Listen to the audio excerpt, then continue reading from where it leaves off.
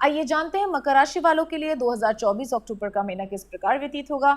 तो जितने भी मकर राशि के लोग मेरे साथ यहाँ उपस्थित हैं, जिनकी चंद्र राशि हॉरोस्कोप से राशि मकर है, ये प्रेडिक्शन आप सभी के लिए है। कृपया इसको सन साइन से कंफ्यूज मत कीजिएगा। तो जितने भी मकर राशि के लोग मेरे साथ यहाँ उपस्थित हैं, उनके लिए प्रेडिक्शन अक्टूबर के महीने का कुछ इस प्रकार है। अक्टूबर के महीने में हम देखते हैं आपके घर में थोड़े कले कलेश के योग बने हुए हैं। As if somebody is blaming you, आप पे ब्लेम डाल रहा है कोई, आप पे किसी प्रकार की बात में आपको ज़बरदस्ती ब्लेम किया जा रहा है। तो इस तरीके के योग बन रहे हैं। तो आपको ज़्यादा परेशान नहीं होना है, आपको ज़्यादा दिक्कत में नहीं आना है, आपको मानसिक क्लेश नहीं लेना है, क्योंकि उससे कोई हल नहीं है। ये महीने में योग ही ऐसा बना हुआ है। तो मैरिड एंड मैरिड कपल्स में भी यही है, सिंगल के लिए भी है ये कले कलेश। तूने ये किया, तूने वो किया, फिर आप भी कुछ बोलोगे, लड़ाई बढ़ती जाएगी। कई बार नहीं सुना जाता, गलत बात को एक व्यक्ति कितना सुने, तो उठ के वहाँ से बाहर चली जाइए। आपको ज़्यादा, अगर आपको 4 लाइनें बोलने का मन कर रहा है, 1 लाइन बोलिए। 1 लाइन बोलने का मन कर रहा है तो कुछ बोलिए ही मत। थोड़ा सा खुद को कंट्रोल करने की कोशिश कीजिए, क्योंकि मैं तो आप ही को समझा सकती हूँ। जो आपके साथ कलेश करेंगे उनको तो मैं समझा नहीं सकती, ठीक है। या घर में कोई कलेश हो रहा हो किसी के बीच में, तो आप मत बीच में घुसिए। हाँ, ये ज़रूर प्रयास कीजिए कि शांत करने की कोशिश करें उस कलेश को। ऑफ कोर्स ऐसे मूक की तरह खड़े होकर तमाशा भी नहीं देखना चाहिए। स्मरण रखिए, अगर आप सिर्फ एक जिसे कहते हैं ना दर्शक बन के कोई कलह कलेश देख रहे हैं, तो आपको भी उस कलह कलेश को पूर्ण रूप से पाप फल मिलता है। आप ये मत समझिए मैं तो बच गया, मैंने तो पक्ष ही नहीं लिया। देखिए, फालतू वाद विवाद में नहीं पड़ना। सड़क पे चल रहे, दो अनजान लड़ रहे हैं तो वहां नहीं जाना। लेकिन अगर आपके नोन्स में, आपके रिलेटिव्स में, आपके प्रियजनों के अंदर कोई चीज हो रही है, कोई गड़बड़ हो रही है, कोई व्यक्ति कुछ गलत कर रहा है, तो अगर आप उसको चुपचाप देख रहे हैं तो आप भी पाप के उतने ही भागी हैं। और यही कारण था भीष्म पितामह और द्रोण जी जैसे महारथियों को मृत्यु प्राप्त हो गई, जिनको स्वमृत्यु का वरदान था कि जब तक भीष्म पितामह जी खुद नहीं चाहेंगे मृत्यु नहीं आ सकती। उनको भी कृष्ण जी ने मरवा दिया ना, क्योंकि वो दर्शक बन के देखते रहे अपने प्रियजनों का, द्रौपदी जी का और युधिष्ठिर जी के साथ जो अनुचित हुआ वो नहीं देखना। केवल थोड़ा सा बोलने से कुछ नहीं होता है। If you have the power, fight till and. और अगर आपके बस के बाहर हो जाए तो आप उस एरिया को छोड़ के चले जाइए, अन्यत्र चले जाइए। ये भगवान ने खुद आपको ऑप्शंस दिए हैं, ठीक है। तो इसीलिए मैं ये नहीं कह रही आपको अन्यों के वाद विवाद में पड़ना है। हाँ, किसी के साथ बहुत अनुचित हो रहा हो तो ऑफ कोर्स किसी की रक्षा कीजिए, लेकिन ये नहीं है कि दो सड़क पे चल रहे हैं, कोई गलत लोग लड़ झगड़ रहे हैं तो आप भी, ऐसा नहीं। पर अपने प्रियजनों के, अपने दोस्तों के, मम्मी पापा हैं, भैया भाभी हैं, कोई इस तरीके का आपको कुछ नजर आता है तो आप जरूर अपना पक्ष रखें, ठीक है।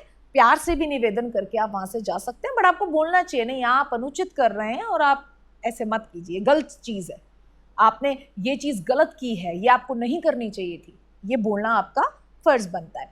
बट अभी इस वक्त आपके घर में, आपके कार्य क्षेत्र में अगर मैं आ जाती हूँ तो वहां पे भी कले कले के पूरे योग बने, आपको ब्लेम करना, तुमने ऐसे काम नहीं किया, तुमने वैसे नहीं किया। तो आप ही समझ लीजिए समय ही खराब चल रहा है, ये कुछ 31 दिन का। तो इस समय पे आपने शांत रहना है, पीसफुल रहना है। आप ये सोच लो मेरे पूर्व जन्मों का कोई कर्म है, मुझे आराम से इसको भोग के ही मैं इरेज कर सकता हूँ या कर सकती हूँ, ठीक है। तो शांत रहना है, शांत रह के उसको भोग लीजिए। ज्यादा आगे से लड़ाई करेंगे तो बस लड़ाई बढ़ेगी, रिजल्ट तो कलेश ही है, कुछ सॉल्यूशन तो निकलेगा नहीं, वो तो अगले महीनों में ही निकलेगा। तो better be on a lighter version of fight. मतलब ठीक है, कोई चीज बहुत अनुचित कोई कह रहा है तो उत्तर दीजिए, लेकिन 4 के बजाय एक सेंटेंस हो तो नो सेंटेंस, ठीक है। आगे बढ़ जाते हैं। स्टूडेंट्स का भी ऐसा है, कले क्लेश की वजह से फोकस नहीं बन पा रहा है, पर बनाना पड़ेगा, पढ़ाई नहीं करेंगे तो हानि उठाएंगे।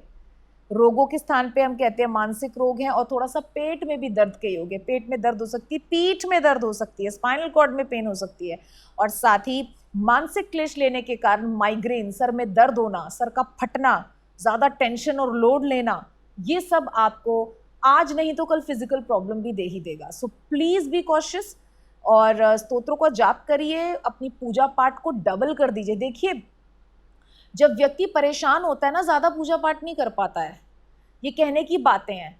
कभी कभार हाँ बहुत बड़ी परेशानी हो गई है तो जो बिल्कुल ही नहीं करता वो एकदम से बहुत कुछ करने लग जाता है।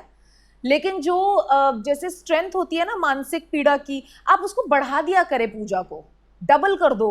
आप अगर 4 पेज पढ़ते थे 8 पेज पढ़ो, तो आप उसका मजा देखिएगा। 8 पढ़ते थे तो 16 पढ़िए, 16 पढ़ते थे तो 32 पढ़िए।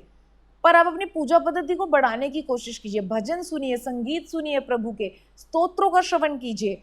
इससे आपको स्ट्रेंथ मिलेगी और आपके आसपास के एनवायरनमेंट में भी थोड़ी सी पॉजिटिव वाइब्स जाएंगी, जिससे कि जो लोग तामसी और रजोगुणी हो रहे हैं और आप सत्वगुणी हैं, आप पे इल्ज़ाम लगा रहे हैं, उनको भी थोड़ी सी शर्म आए, गिल्ट आए कि हमें ऐसा नहीं करना चाहिए।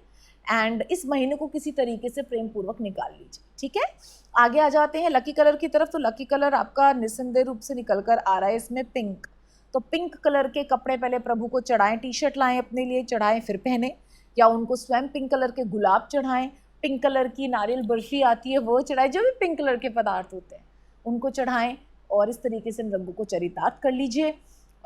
राधा रानी को पिंक कलर की चुनरी चढ़ा दीजिए, माता जी को चढ़ा दीजिए, भोले बाबा को पिंक कलर की धोती पहनाइए। ज़रूरी थोड़ी हमेशा वो बागाम्बर ही पहनेंगे, कभी कभी तो तैयार भी होते होंगे, तो आप उन्हें पिंक धोती पहना दीजिए, कृष्ण जी को पहना दीजिए। इन रंगों को चरितार्थ आप इस तरीके से करेंगे, आपके जीवन में प्रेम का विस्तार हो, आप पॉजिटिव रहें, इसलिए मैंने आपको पिंक कलर दिया है।